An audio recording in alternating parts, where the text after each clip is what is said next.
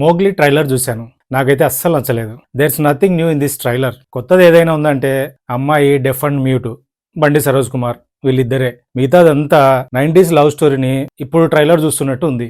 ఈ ట్రైలర్తో కంపేర్ చేస్తే వీళ్ళు ముందు వదిలిన టీజర్ బెటర్గా ఉంది. ఆ టీజర్ కంటే ఇంకా ముందు వదిలిన గ్లిమ్స్ ఫార్ ఫార్ బెటర్. అదే నాని వాయిస్ ఓవర్ ఇచ్చింటారు కదా అది. పొర్రపాటున కూడా ఏమాత్రం క్యూరియాసిటీ క్రియేట్ కాకూడదని వీళ్ళు ఏదో కంకణం కట్టుకున్నట్టున్నారు ఈ టీము. సార్ అలాంటిది ఏదనంటే మాకు చెప్పండి ముందు, మేము కూడా కొంచెం జాగ్రత్త పడతాం. లేకపోతే ఏంటిది?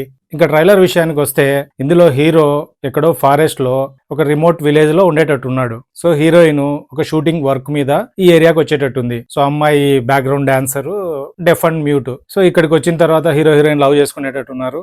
తర్వాత ఆ ఏరియాకు ఎస్ఐగా వచ్చిన బండి సరోజ్ కుమార్ కూడా ఈ అమ్మాయిని ఇష్టపడేటట్టున్నాడు. బట్ హీరోది లవ్ అయితే వీడిది లస్ట్ ఉన్నట్టుంది. ఈ అమ్మాయి కోసం ఇద్దరి మధ్య జరిగే టస్లే స్టోరీ ఉన్నట్లుంది. ఈ హోల్ ట్రైలర్ లో బండి సరోజ్ కుమారే అంతో ఇంతో అటెన్షన్ గ్రాప్ చేసినాడు. మిగతాదంతా దీన్ని పక్కన పెడితే ఈ సినిమాలో కూడా రామాయణాన్ని యూజ్ చేసుకున్నారు. ఇంకెంతకాలం ఈ రాముణ్ణి రామాయణాన్ని యూజ్ చేసుకుంటూనే ఉంటారు.